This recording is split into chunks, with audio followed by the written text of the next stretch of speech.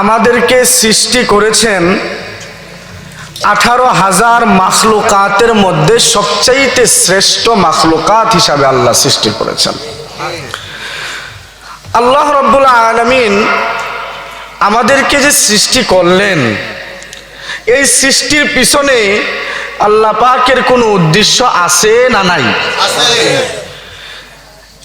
কোনো উদ্দেশ্য ছাড়া মালিক আমাদেরকে বানান নাই, সৃষ্টি করেন নাই।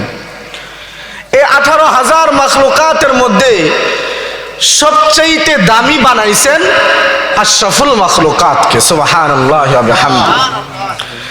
শুধু 18,000 মাখলুকাতের মধ্যে দামি মাখলুক হিসাবে সৃষ্টি করেন নাই। আল্লাহ রাব্বুল আলামিন বলেন, বান্দা আমি তোমাদেরকে শেষ নবী তাজদারে মদিনার উম্মত হিসাবেও তোমাদেরকে কবুল করছি।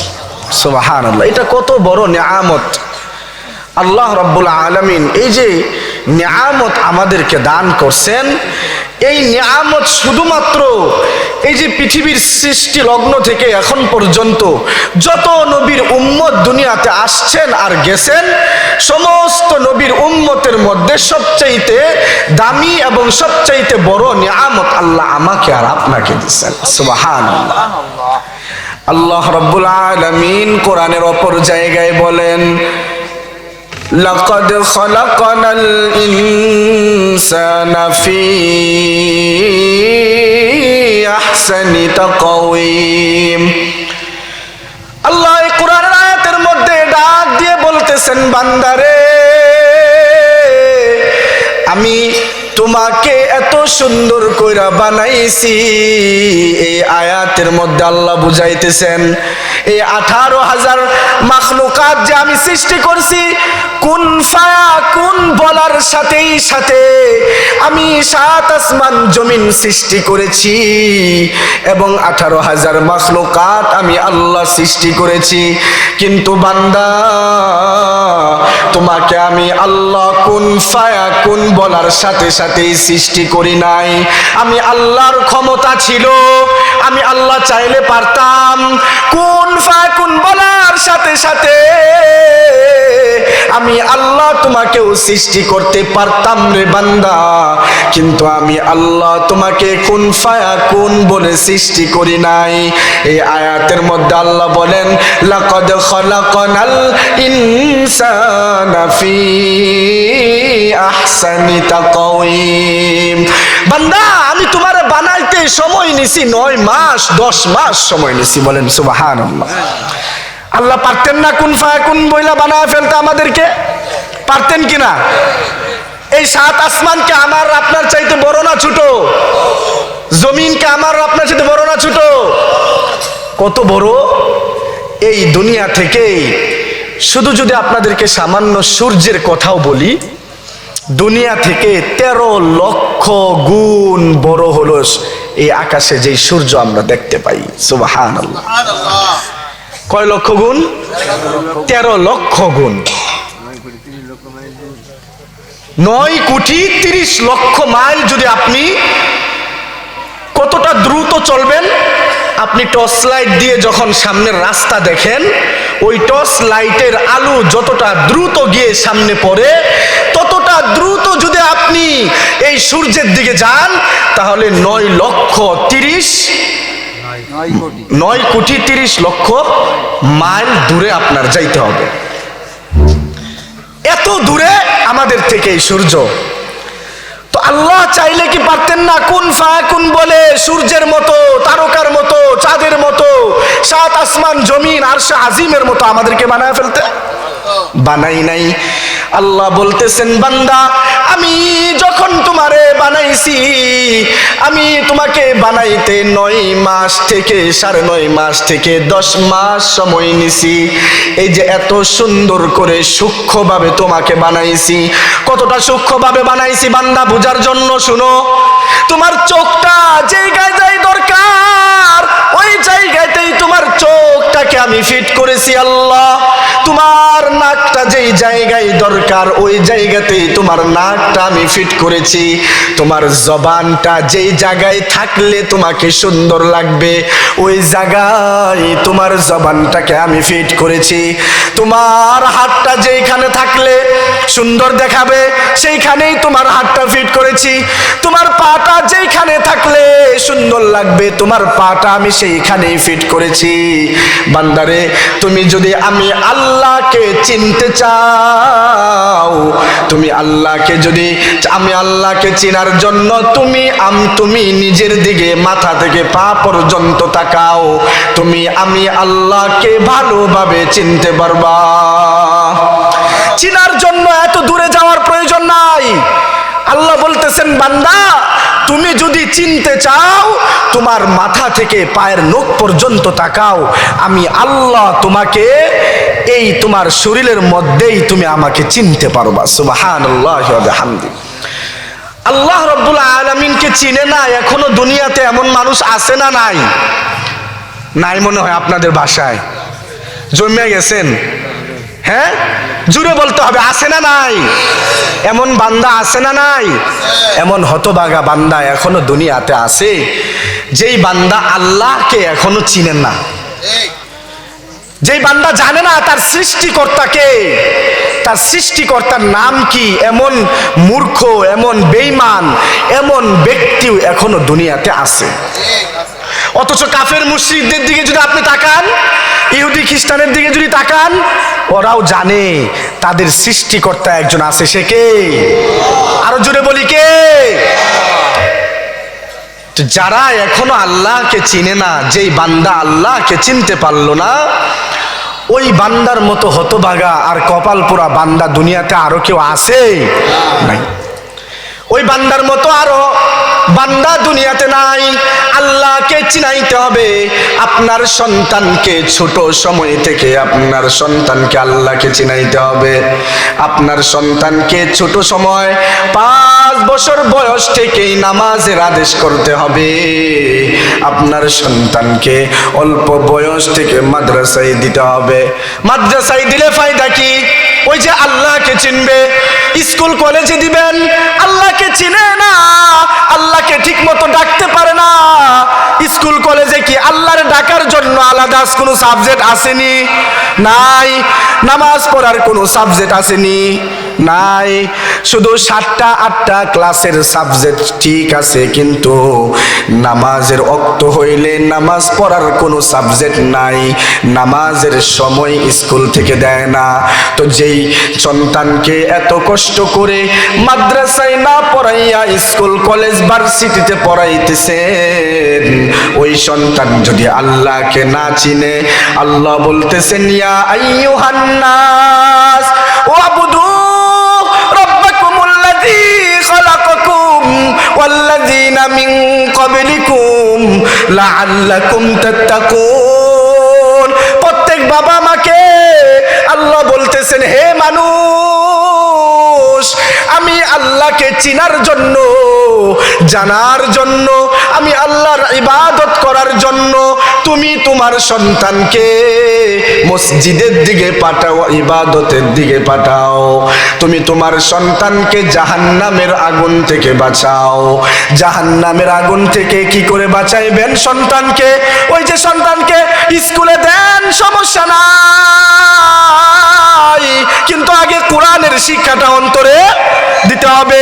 আপনি স্কুলে দেন, বড় কলেজ ভার্সিটিতে দেন, ইঞ্জিনিয়ার বানান, ডক্টর বানান, কোনো সমস্যা নাই, কিন্তু আগে কি করতে হবে? কোরআনের শিক্ষা অন্তরে দিতে হবে। আল্লাহ বলতেছেন বান্দারে, তুমি তো মা হইছো, বাবা হইছো, সন্তানকে তুমি আল্লাহ চিনাও, আমি রবকে চিনাও, আমি রবের ইবাদত করো। আল্লাহ সৃষ্টি করার সময় বলছেন ওয়া মা খালাকাতুল জিন্না ওয়াল ইনসা ইল্লা লিয়াবুদুন। বান্দা আমি তোমারে বানাইছি বড় আশা নিয়া, বড় মায়া নিয়া, বড় নিয়ামত দিয়া বানাইছি।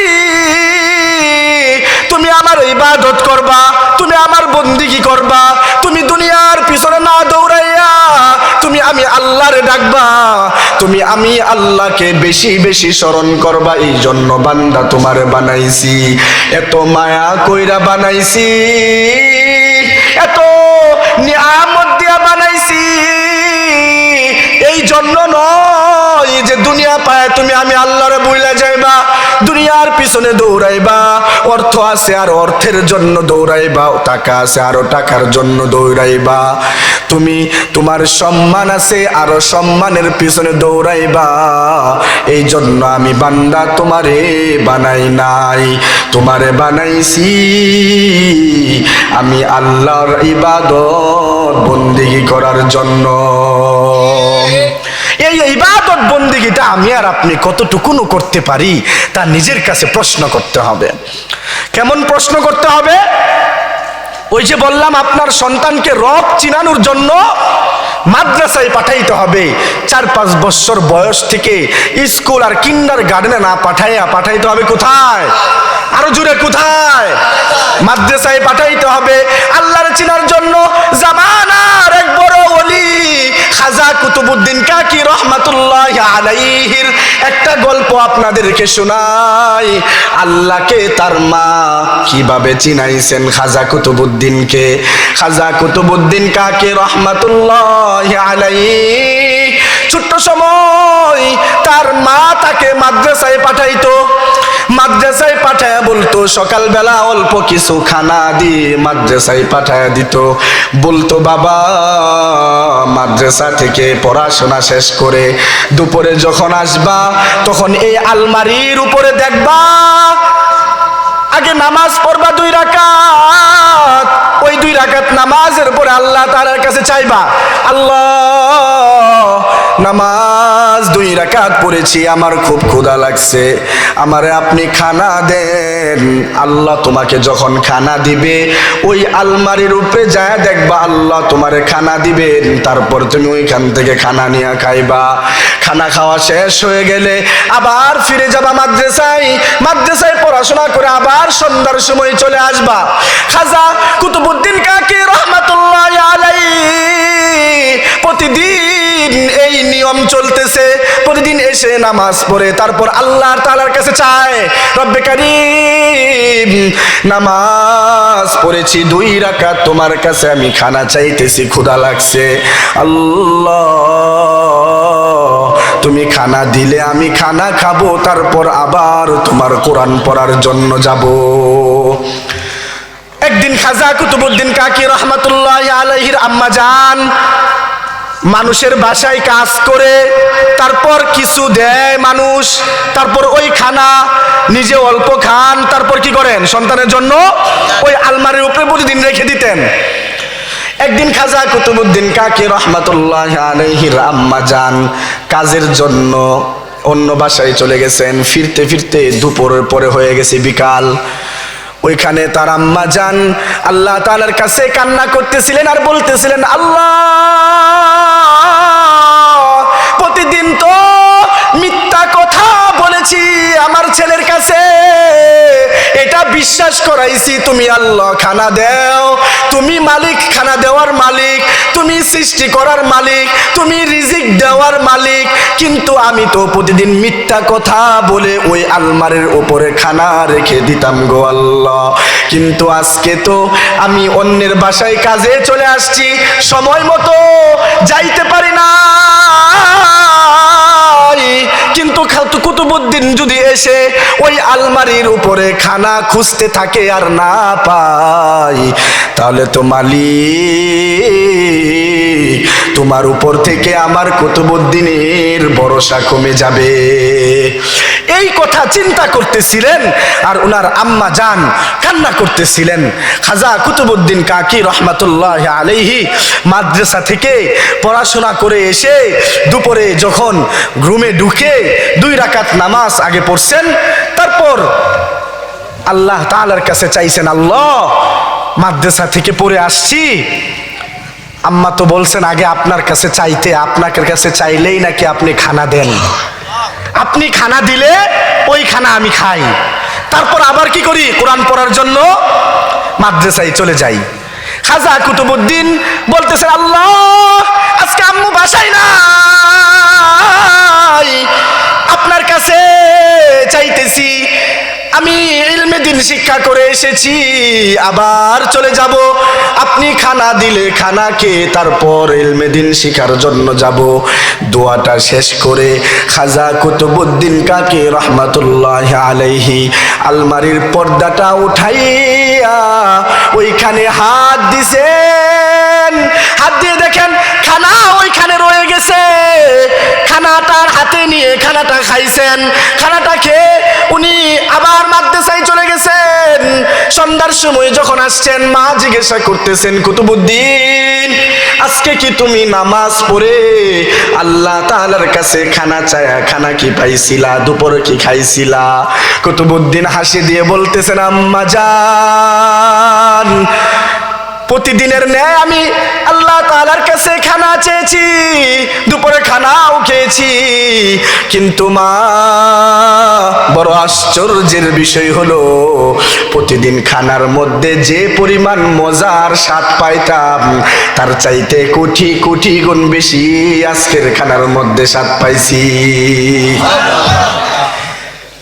তো আল্লাহ তাআলার উপর কি পরিমাণ বিশ্বাস তার মা তার সন্তানকে ছোট সময় থেকে করাইছেন যে আল্লাহ পাক জান্নাতি খানা কুতুবউদ্দিন কাকিকে খাওয়ায়া দিচ্ছেন। বলেন সুবহানাল্লাহ।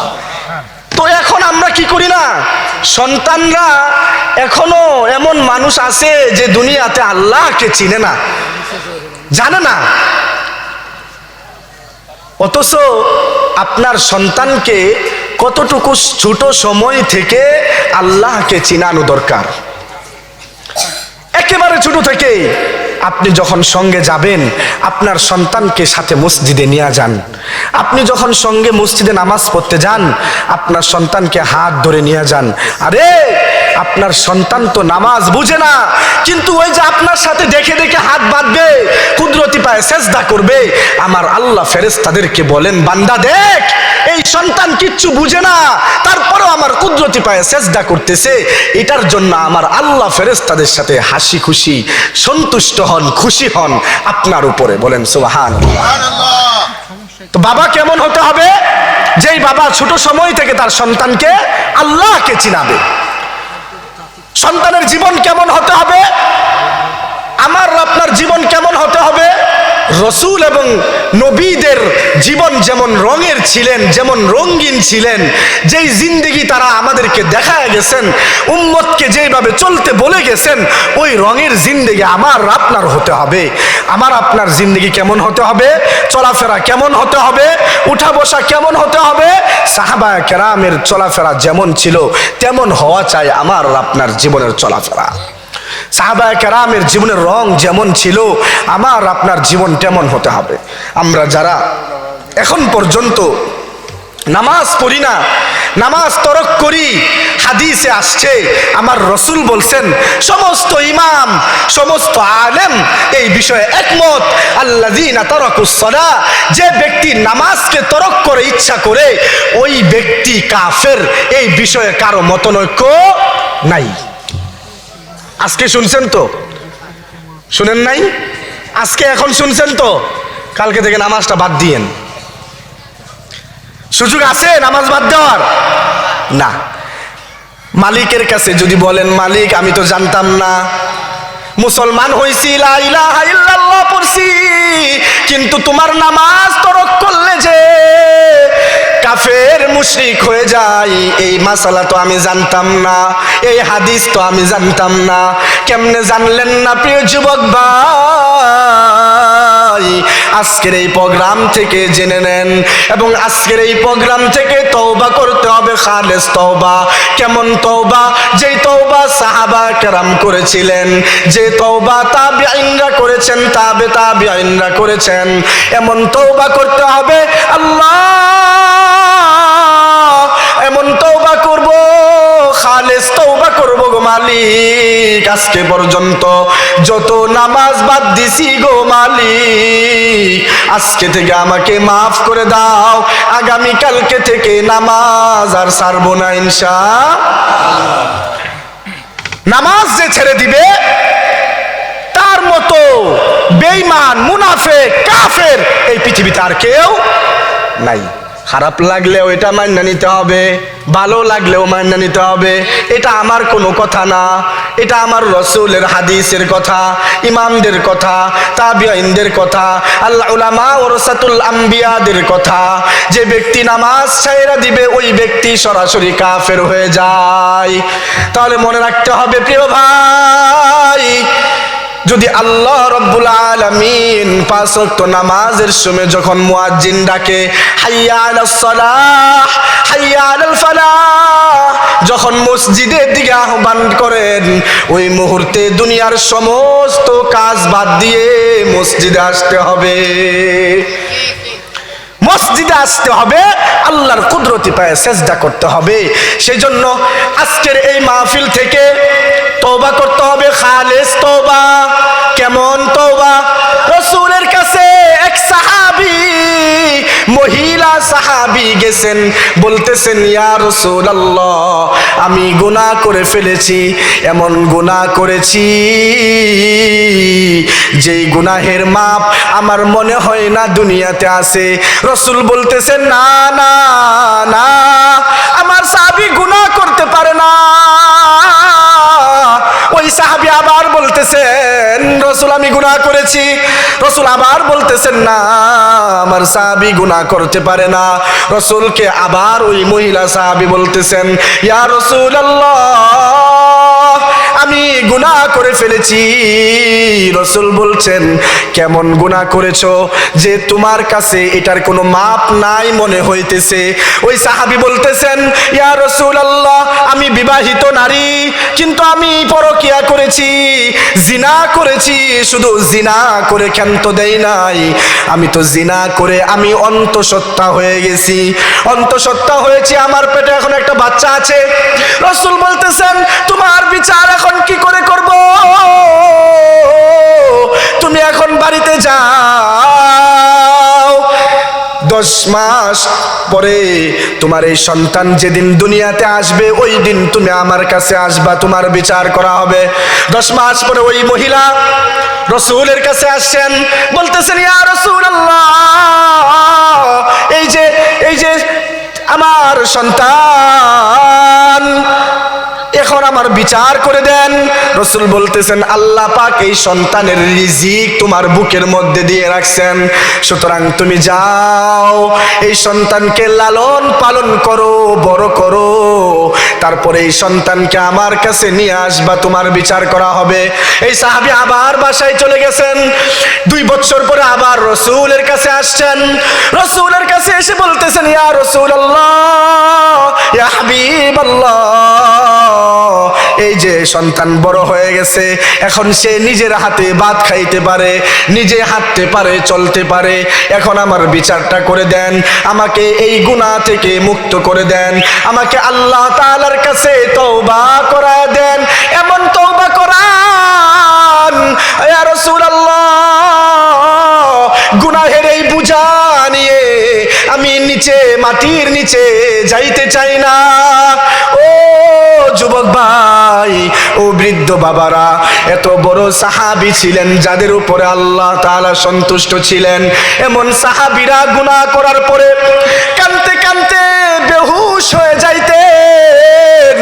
বিচার যা হওয়ার দুনিয়াতে হোক, এই গুনাহের বোঝা নিয়া আমি কবরের দেশে যাইতে পারতাম না বলে বলে কান্না করতেন। রাসূলুল্লাহ সাহাবীকে বলতেছেন এই সাহাবীরা এখানে একটা গর্ত খুঁড়ো, এই গর্তের মধ্যে মহিলা সাহাবীকে ফেলে দাও, নিক্ষেপ করো। নিক্ষেপ করার পরে কোরআনের যেই নিয়ম, যেই নীতি, জিনাকারীকে পাথর মেরে নিক্ষেপ করা, ওই জিনাকারীকে পাথর মারতে থাকো। এই মহিলা সাহাবীকে রাসূলুল্লাহর কথা অনুযায়ী ওই গুহার মধ্যে ফেলে দেওয়া হয়। আশেপাশের সমস্ত মানুষগুলো, সাহাবীগুলো ওই মহিলা সাহাবীর উপরে পাথর নিক্ষেপ করতেছিলেন। পাথর নিক্ষেপ করতে করতে মাথা ফেটে রক্ত বের হচ্ছিল। একজন সাহাবী এসে বড় একটা পাথর নিয়ে এই মহিলা সাহাবীর মাথার উপরে আঘাত করলেন সজোরে, সাথে সাথে মাথাটা ফেটে গিয়ে ওই রক্ত চির দিয়ে ওই সাহাবীর গালের মধ্যে লেগে যায়। পক্ষান্তরে সাহাবী বলতেছেন আল্লাহ,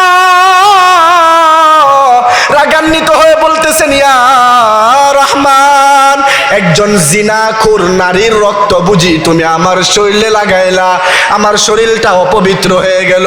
সঙ্গে সঙ্গে রাসূলুল্লাহ শুনেছেন, সাথে সাথে বলতেছেন হে আমার সাহাবীরা, তোমরা যেই মহিলা সাহাবীর উপর ঘৃণা করতেছো, শুনে রাখো এই এলাকার সমস্ত মানুষ মিলে যদি তোমরা তওবা করো, আল্লাহ তাআলার কাছে তোমাদের তওবার চাইতে এই মহিলা সাহাবীর তওবা বেশি কবুল হইছে। কেমন কবুল হইছে?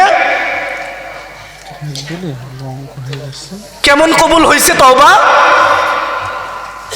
কেমন ভাবে তিনি তওবা করছেন?